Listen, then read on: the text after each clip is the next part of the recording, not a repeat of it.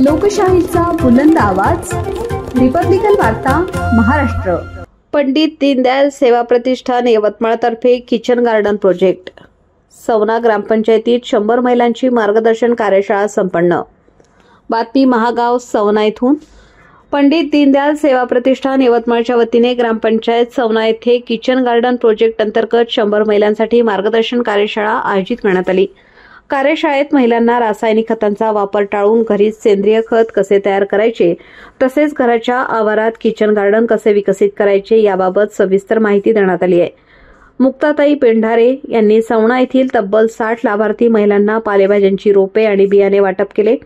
Chemical मुक्त भाजीपाला प्रत्येक घरापर्यंत पोहोचवण्याच्या उद्दिष्टाने त्या सातत्याने काम करत आहेत। कार्यशाळेचा महिलांनी उत्स्फूर्त प्रतिसाद देत घरीच किचन गार्डन सुरू करून सेंद्रिय खताचा वापर करण्यास सुरुवात केली असून अनेक महिलांनी पालेभाज्यांची लागवडही सुरू केली आहे। दीनदयाल सेवा प्रतिष्ठान ही 1997 पासून यवतमाळ जिल्ह्यात कार्यरत स्वयंसेवी संस्था असून महिलांच्या आर्थिक उन्नतीसाठी विविध उपक्रम राबवते। अशा उपक्रमातून महिलांमध्ये विचारांची देवाणघेवाण होऊन आर्थिक व सामाजिक प्रगतीला चालना मिळत असल्याचे आयोजकांनी सांगितले। कार्यक्रमास प्रकल्प प्रमुख माधवीताई राजे, प्रकल्प समन्वयक भूषण ढोबळे, सवना येथील सॉक्स मॅनेजर सौ मुक्ताताई बोंढारे आदी मान्यवर उपस्थित होते। त्यांच्या सहभागामुळे हा प्रकल्प यशस्वीरित्या प्रगतीपथावर आहे।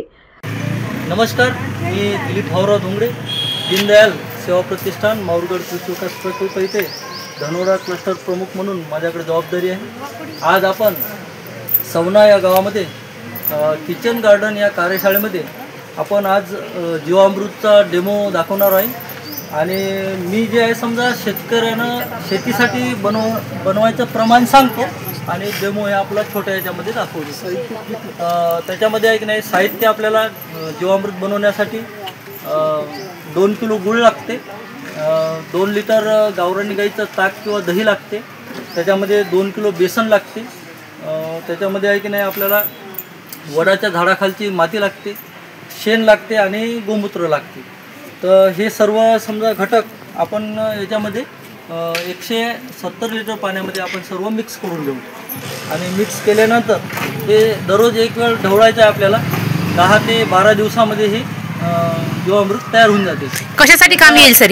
हे आपल्याला समजा जमिनीसाठी सेंद्रिय कर्ब वाढवण्यासाठी कामी येते, जमिनीचे जीवाणू वाढवण्यासाठी कामी येते आणि याच्यापासून समजा आपण विषमुक्त धान्य पिकवू शकतो। आपण मिश्रण तयार केल्यानंतर आपण किती दिवसानंतर आपण यूज करू शकतो? आपण हे 20 दिवसापासून समजा वापर करू शकतो।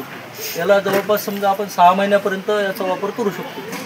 तसं तर जीवामृत हे ताबडतोब तयार करता येते आपल्याला। 10-12 दिवसामध्ये तयार होणार असल्यामुळं आपण याला जास्त दिवस ठेवणं बी योग्य नाही आहे। तयार झाल्याच्या नंतर 2-4 दिवसामध्ये आपण ड्रिचिंगद्वारे किंवा फवारणीद्वारे द्यायचं असेल तर आपल्याला एका पंपाला 4 लिटर घेऊन समजा आपण कोणत्याही पिकावर फवारणी करू शकतो। रिपब्लिकन वार्ता महाराष्ट्र न्यूजसाठी विदर्भ उपसंपादक राजेश ढोले, यवतमाळ।